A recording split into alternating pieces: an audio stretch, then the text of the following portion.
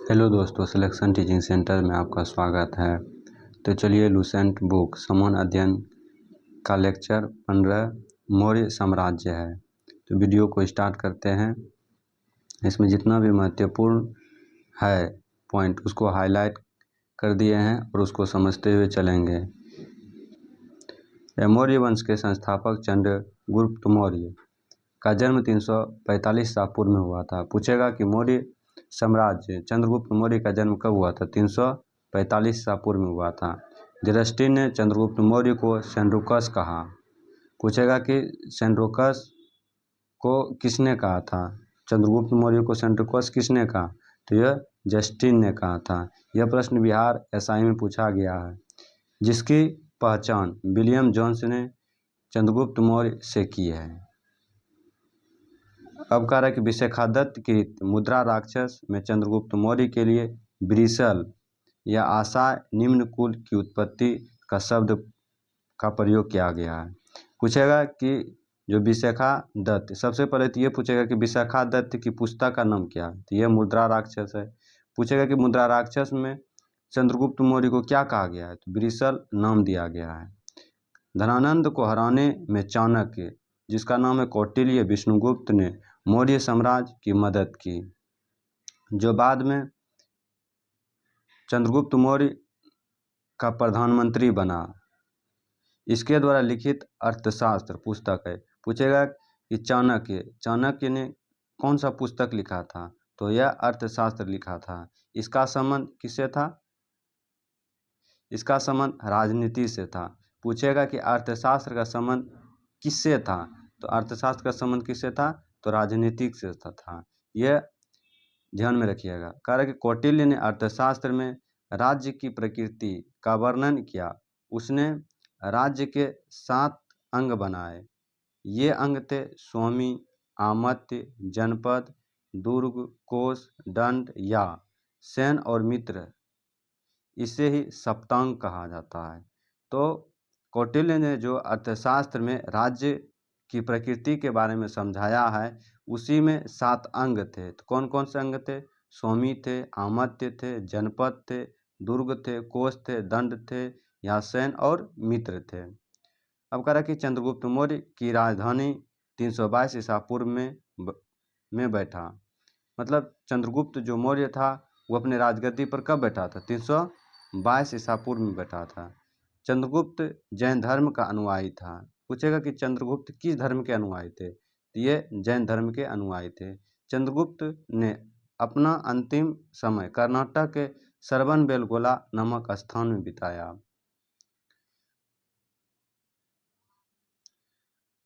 चंद्रगुप्त ने 305 ईसा पूर्व में सेल्यूकस निकेटर को हराया। पूछेगा कि चंद्रगुप्त मौर्य ने सेल्यूकस निकेटर को कब हराया? तो 305 ईसा पूर्व में हराया था। सेल्यूकस निकेटर ने अपनी पुत्री कार्नेलिया की शादी चंद्रगुप्त मौर्य के साथ कर दी और युद्ध की संधि शर्तों के अनुसार 4 प्रांत क्या लिया? काबुल, कंधार, हेरात एवं मकरान। यह प्रश्न पूछा जाता है कि जब चंद्रगुप्त मौर्य ने युद्ध किया तो उसके साथ जो संधि हुआ था उसमें कितना प्रांत लिया था? तो 4 प्रांत लिया था। सबसे पहला लिया था काबुल, उसके बाद कंधार, हेरात और मकरान लिया था। चंद्रगुप्त मौर्य ने जैनी गुरु भद्रबाहु से जैन धर्म की शिक्षा ली थी।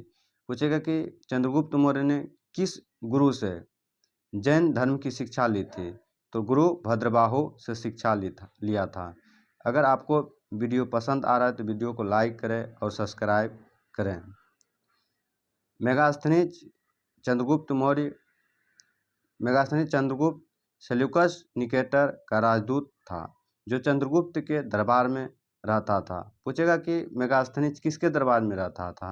तो चंद्रगुप्त मौर्य के दरबार में रहता था। मेगास्थनीज द्वारा लिखी गई पुस्तक इंडिका। यह प्रश्न सब एग्जाम में पूछा है। पूछेगा कि मेगास्थनीज की पुस्तक का नाम क्या है? इंडिका है। मेगास्थनीज के अनुसार सम्राट का जनता के सामने आने के अवसरों पर शोभा यात्रा के रूप में जश्न मनाया जाता था। उन्हें एक सोने की पालकी में ले जाया जाता था। उसके अंगरक्षक सोने और चांदी से अलंकृत हथियारों पर सवार रहते हैं। कुछ अंगरक्षक पेड़ को लेकर चलते हैं। इन पेड़ों पर प्रशिक्षित तोते का झुंड रहता था। क्या रहता था? तोते का झुंड रहता था। जब कह रहा है कि चंद्रगुप्त मौर्य जब सम्राट की ओर अपने शासन की ओर जाता था तो उसके आगे कौन चलता था? तोता का झुंड, जो सम्राट के चारों सिर के चारों ओर चक्कर लगाता था। यह मेगास्थनीज के अनुसार बोल रहा है। करे राजा सामान्य हथियारबंद महिलाओं से घिरे होते थे। उसके खाना खाने के पहले खास नौकर उस खाने को चखते थे। वे लगातार 2 रात एक ही कमरे में नहीं सोते थे। पाटलिपुत्र के बारे में पाटलिपुत्र एक विशाल प्राचीर से घिरा है। फिर कह रहा है कि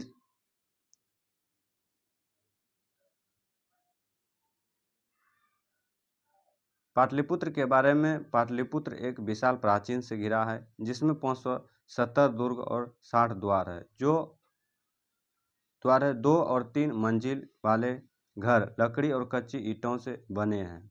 राजा का महल भी काठ का बना है जिसे पत्थर की नक्की से अलंकृत किया गया है। यह चारों तरफ से उद्यान और चिड़ियों के लिए बने बसेरे से घिरा है।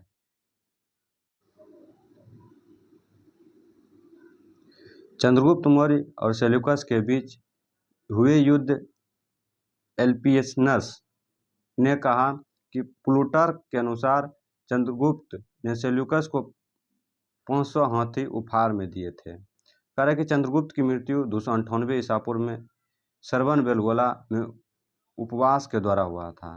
पूछेगा कि चंद्रगुप्त मौर्य का जो मृत्यु कहाँ हुआ था? तो सरवन बेलगोला में हुआ था। किस विधि से? उपवास विधि से। मृत्यु कब हुआ था? 298 ईसा पूर्व में। अब है चंद्रगुप्त मौर्य का जो अगला उत्तराधिकारी था, कौन था? बिंदुसार था, उसी का पुत्र। चंद्रगुप्त मौर्य का उत्तराधिकारी बिंदुसार हुआ जो 298 ईसा पूर्व में मगध की गद्दी पर बैठा। इसे अमित्रघात के नाम से जाना जाता। अमित्रघात का अर्थ होता है शत्रु विनाशक। पूछेगा कि अमित्रघात को किसे कहा जाता है? किसे कहा जाता है? बिंदुसार को।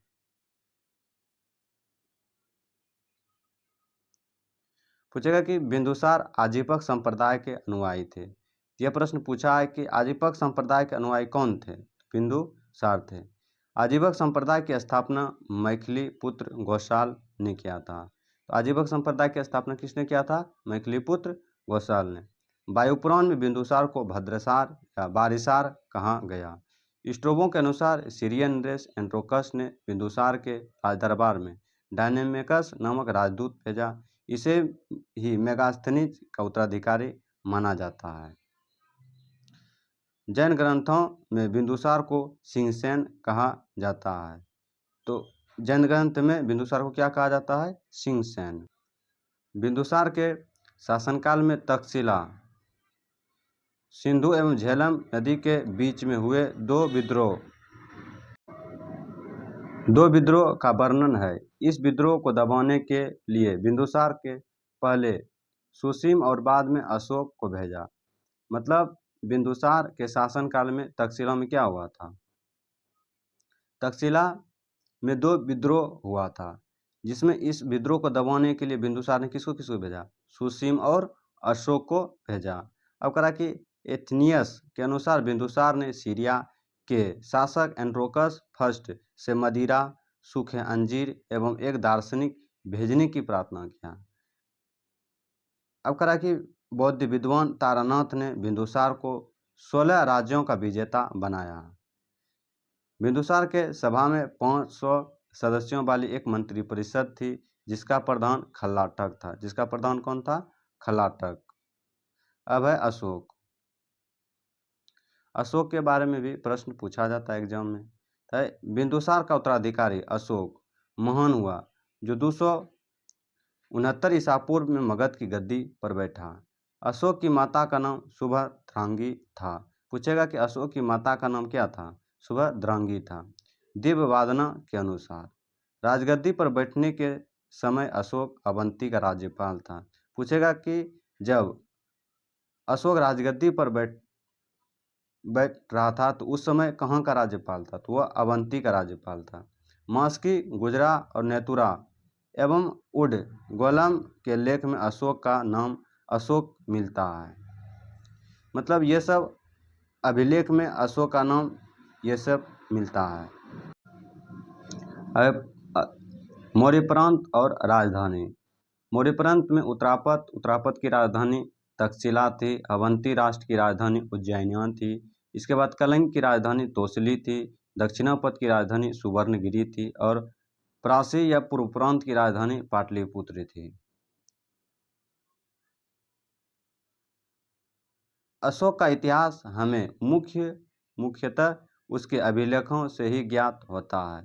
इसके अभिलेखों को निम्न वर्गों में विभाजित किया जा सकता है: शिलालेख, स्तंभलेख एवं गुहार लेख। D.R. भंडाकर जैसे इतिहासकार ने अभिलेखों के आधार पर ही अशोक का इतिहास लिखने का प्रयास किया। मतलब ये सब जो D.R. भंडारक जो इतिहासकार थे, इन्होंने अशोक के अभिलेखों के आधार पर अशोक का इतिहास लिखने का प्रयास किया था। अब कह रहा है कि कर्नाटक के कलाबुर्गी जिले के चितापुर तालुक के कंगलनहल्ली से प्राप्त उभयदार मूर्तिशिल्प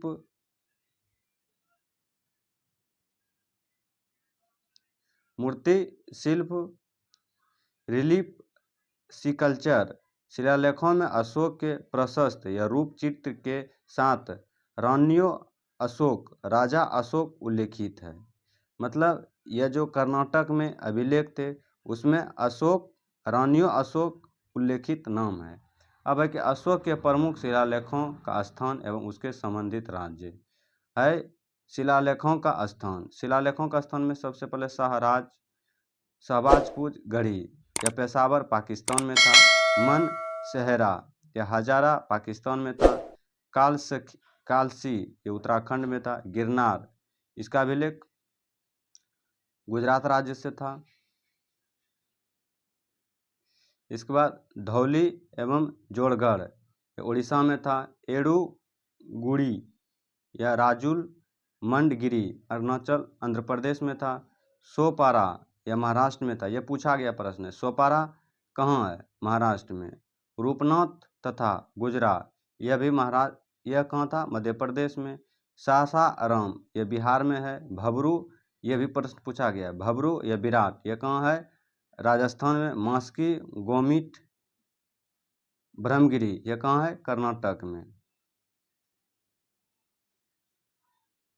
इसी में है सिद्धपुरम, जंगी रामेश्वरम, कंगनहल्ली, पालीकिड़ीगुड़म ये सब कहाँ है? कर्नाटक में है। इसके बाद अरोरा यह उत्तर प्रदेश में है।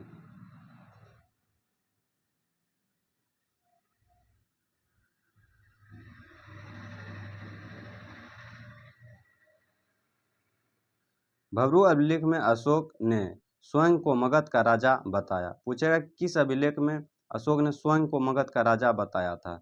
वो भबरू अभिलेख में। पुराणों में अशोक को अशोकवर्धन कहा गया है। देवनाम प्रियदर्शी अशोक का नाम था। अशोक ने अपने अभिषेक के 8वें वर्ष बाद लगभग 261 ईसा पूर्व में कलिंग पर आक्रमण किया और कलिंग की राजधानी तोसली पर अधिकार कर लिया। पूछेगा कि जब अशोक ने कलिंग पर आक्रमण किया तो वहाँ की राजधानी क्या थी? तो वहाँ की राजधानी तोसली थी। उल्लेख 13वें शिलालेख में प्लिनी का कथन है कि मिस्र के राजा फिलाडोल्फिस टोलमी सेकंड ने पाटलिपुत्र में डायनीसियस नामक एक राजदूत भेजा था। उपगुप्त नामक बौद्ध भिक्षुक ने अशोक को बौद्ध धर्म की दीक्षा दी थी।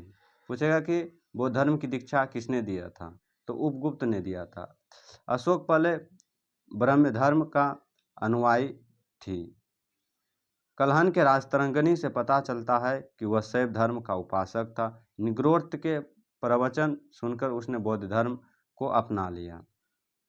अब अशोक एक उपासक के रूप में अपने राज्याभिषेक के 10वें वर्ष बोधगया की और 12वें वर्ष नीलगिरी सागर की और 20वें वर्ष लुम्बिनी की यात्रा की। पूछेगा, ये सब प्रश्न पूछा गया है कि 10वें वर्ष कहाँ की यात्रा किया था, तो बोध गया का, 12वें वर्ष नीलगिरी सागर का और 20वें वर्ष लुम्बिनी की यात्रा किया था।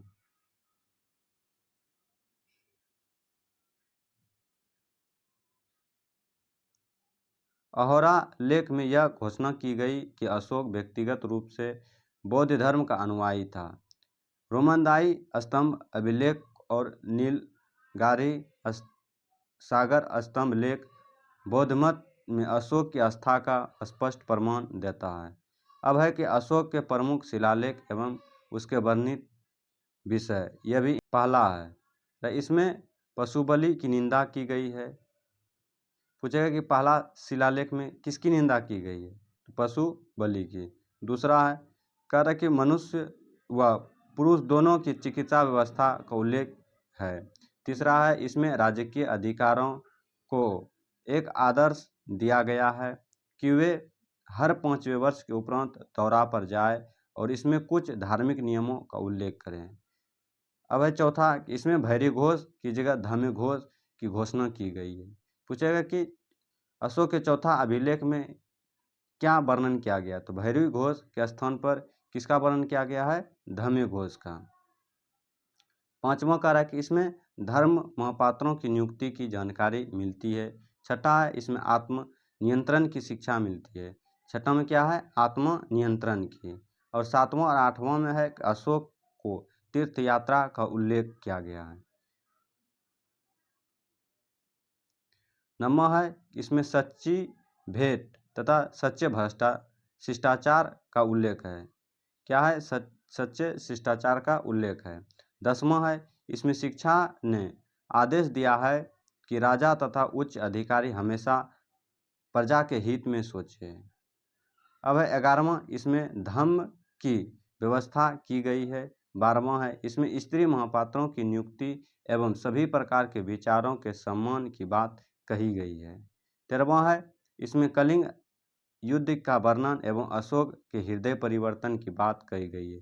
पूछेगा कि अशोक के किस अभिलेख में अशोक के हृदय के परिवर्तन की बात कही गई है, तो 13वां शिलालेख में। 14वां है, अशोक ने जनता को धर्म और जीवन बिताने के लिए प्रेरित किया। अशोक ने आजीविकों को रहने हेतु बराबर की पहाड़ियों में 4 गुफाओं का निर्माण करवाया, जिसका नाम कर्ज, चौपार, सुदामा तथा विश्व झोपड़ी था।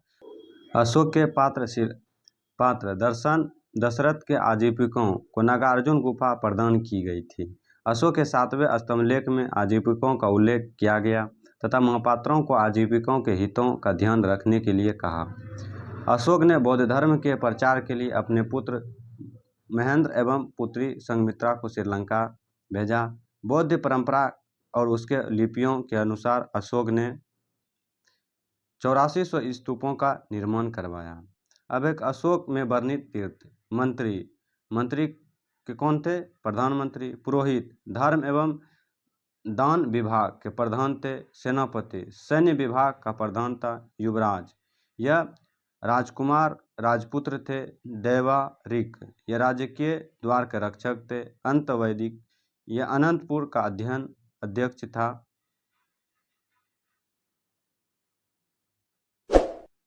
इसके बाद है समाहर्ता। यह आर्य का समा करता था। सेनाधार यह राजकीय कोषाध्यक्ष था। प्रशस्त यह कारागार का अध्यक्ष था। प्रदृष्टि यह कमिश्नर था। पौर यह नगर का कोतवाल था। इसके बाद व्यवहारिक यह प्रमुख न्यायाधीश था। न्यायक यह नगर रक्षा का अध्यक्ष था। कर्मांतिक यह उद्योगों एवं कारखानों का अध्यक्ष था। मंत्रिपरिषद को अध्यक्ष कहा जाता था। दंडपाल सेना के समान एकमात्र करने वाला था। इसके बाद दुर्गपात दुर्ग रक्षक था। अनंतपात यह सीमावर्ती दुर्ग का रक्षक था। अब अशोक ने शिलालेख का प्रचलन सर्वप्रथम अशोक ने किया। पूछेगा कि भारत में शिलालेख का प्रचलन अशोक ने कब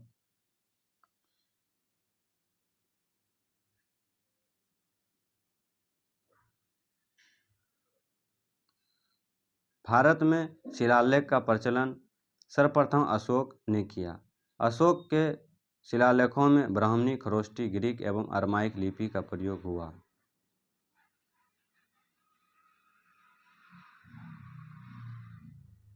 ग्रीक एवं अरमाइक लिपि का अभिलेख अफगानिस्तान से खरोष्टी लिपि का अभिलेख शाहबाज गढ़ी से महसारा, पाकिस्तान के पेशावर के निकट उत्तर पश्चिम से विशेष शेष भारत के ब्राह्मणी लिपि के अभिलेख से मिलते। खरोष्टी लिपि दाईं से बाईं लिखी जाती थी।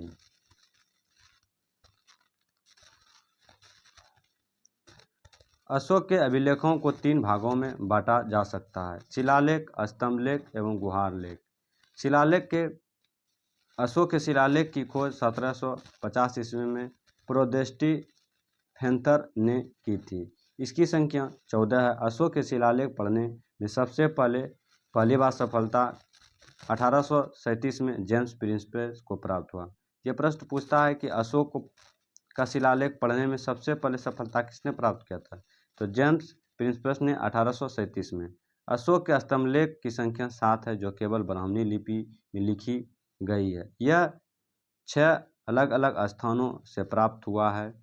प्रयाग स्तंभलेख, यह पहले कौशाम्बी में स्थित था। इस स्तंभलेख को अकबर ने इलाहाबाद के किले में स्थापित कराया।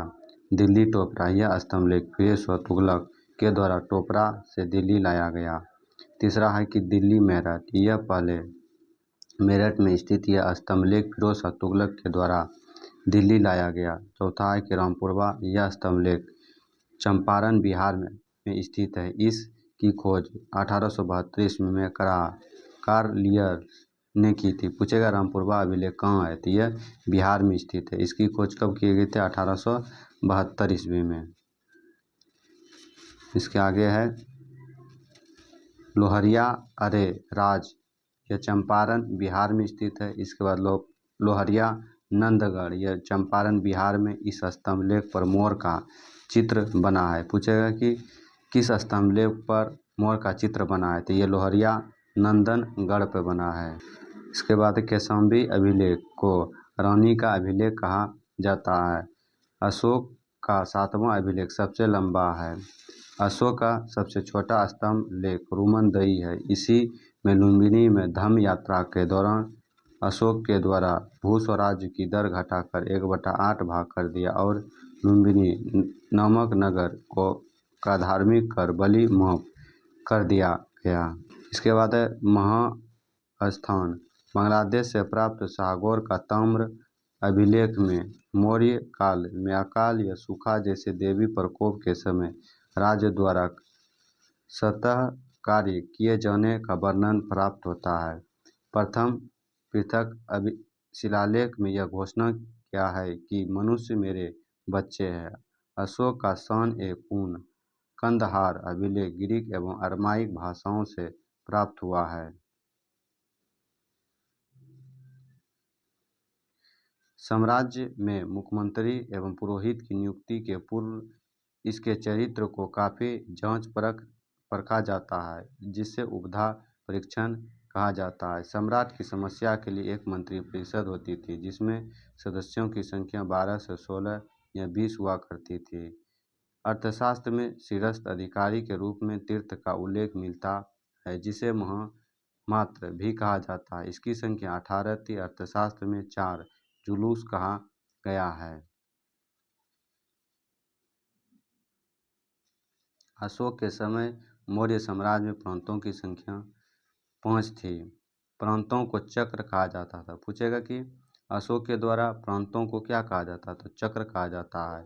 प्रांतों का प्रशासक कुमार या आर्यपुत्र या राष्ट्रक कहलाते थे।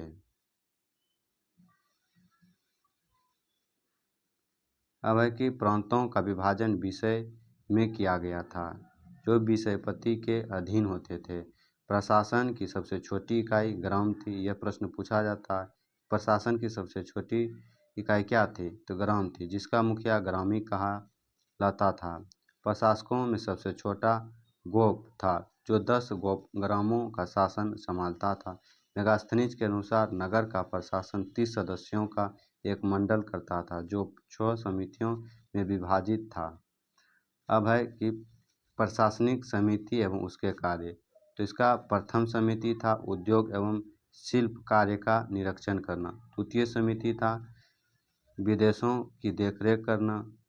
तीसरा समिति था जन्म मरण का विवरण कर रखना। इसके बाद चौथा है व्यापार एवं वाणिज्य की देखभाल करना।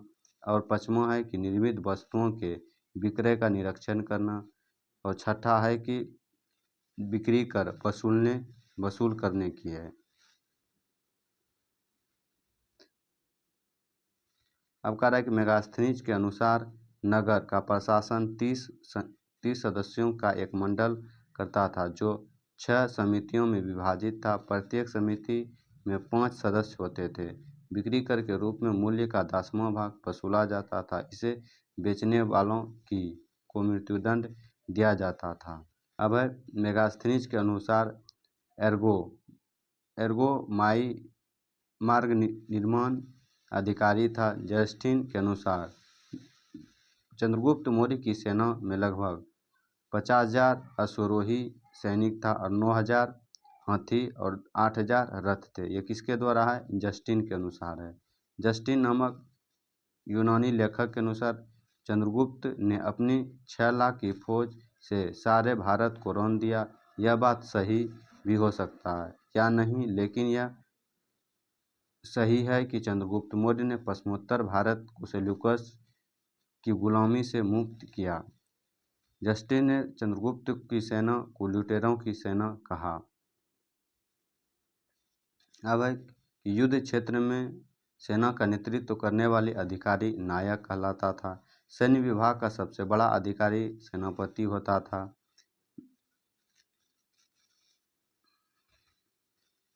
प्लिनी नामक यूनानी लेखक के अनुसार चंद्रगुप्त की सेना 6 लाख पैदल सिपाही था और 30,000 घुड़सवार और 9,000 क्या था? हाथी था। यह किसके अनुसार था? यह प्लिनी के अनुसार था। अब कह रहा है कि मेगास्थनीज के अनुसार मौर्य सेना का रखरखाव 5 सदस्यीय 6 समितियां करती थी। मेगास्थनीज में गुप्तचर विभाग महामात्य सर्प नामक आमात्य के अधीन था। अर्थशास्त्र में गुप्तचर को गौड़पुरुष कहा जाता था तथा एक ही स्थान पर रहकर कार्य करने वाले गुप्तचर को संस्था कहा जाता था। एक स्थान से दूसरे स्थान पर भ्रमण करके कार्य करने वाले गुप्तचर को संचार कहा जाता था। अब है कि सैन्य समिति एवं उसके कार्य।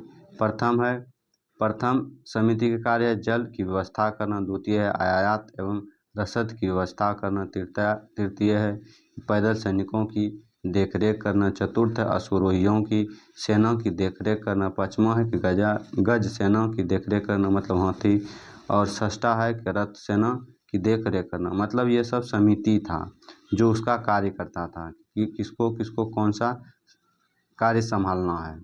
अशोक के समय जनपदीय न्यायालय के न्यायाधीश को रज्जुक कहा जाता था।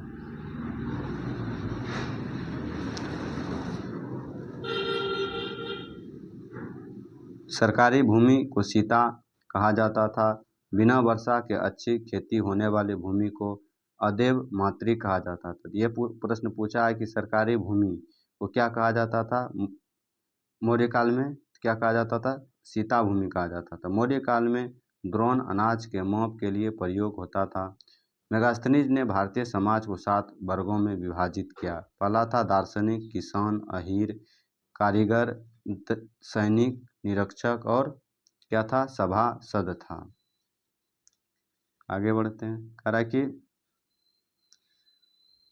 स्वतंत्र वेश्यावृत्ति को अपनाने वाली महिला को क्या कहते थे? रूप जीवक कहलाती थी। नंद वंश के विनाश करने में चंद्रगुप्त मौर्य ने कश्मीर के राजा प्रतांग से सहायता की प्राप्ति की थी। मौर्य शासन 137 वर्षों तक रहा। भागवत पुराण के अनुसार मौर्य वंश में 10 राजा हुए, जबकि वायु पुराण के अनुसार कितना राजा हुए? 9 राजा हुए। मौर्य वंश का अंतिम शासक बृहदत्त था। पूछेगा कि मौर्य वंश का अंतिम शासक कौन था? बृहदत्त था। इसकी हत्या इसके सेनापति पुष्यमित्र शुंग ने 185 ईसा पूर्व में कर दी और मगध पर शुंग वंश की नींव डाली। अब है कि अशोक राम विहार पाटलिपुत्र में स्थित है। अगर आपको वीडियो अच्छा लगे तो वीडियो को लाइक, सब्सक्राइब और शेयर करें। मिलते हैं अगले नेक्स्ट वीडियो में। Thank you.